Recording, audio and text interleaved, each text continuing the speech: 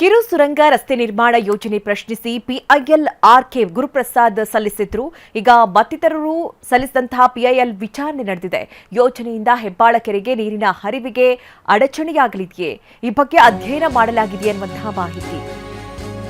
ಕಿರು ಸುರಂಗ ರಸ್ತೆ ನಿರ್ಮಾಣ ಯೋಜನೆ ಪ್ರಶ್ನಿಸಿ ಪಿಐಎಲ್ ಅನ್ನ ಸಲ್ಲಿಸಲಾಗಿತ್ತು.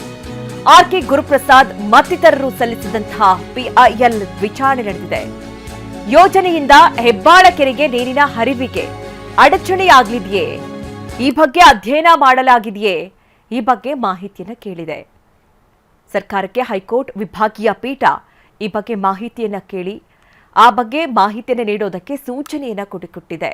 ಬಿಡಿಎ, ಬಿಎಂಎಲ್ಟಿಎ, ಕೆರೆ ಸಂರಕ್ಷಣಾ ಪ್ರಾಧಿಕಾರಕ್ಕೆ ನೋಟಿಸ್ ಅನ್ನು ಕೂಡ ಜಾರಿ ಮಾಡಲಾಗಿದ್ದು, ಋತ್ವಿಕ್ ಪ್ರಾಜೆಕ್ಟ್ ಪ್ರೈವೇಟ್ ಲಿಮಿಟೆಡ್ ಸಂಸ್ಥೆಗೂ ಹೈಕೋರ್ಟ್ ನೋಟಿಸ್ ಅನ್ನು ಜಾರಿ ಮಾಡಿದೆ. ನೋಡಿ, ಕಿರು ಸುರಂಗ ರಸ್ತೆ ನಿರ್ಮಾಣ ಯೋಜನೆಯನ್ನ ಮಾಡುವಂತಹ ನಿಟ್ಟಿನಲ್ಲಿ ಈಗ ಸರ್ಕಾರ ಮುಂದಾಗಿತ್ತು. ಅದನ್ನ ಪ್ರಶ್ನಿಸಿ ಸಲ್ಲಿಸಿದಂತಹ ಪಿಐಎಲ್ ಅರ್ಜಿ ವಿಚಾರಣೆ ನಡೆಸಿದೆ ಕೋರ್ಟ್.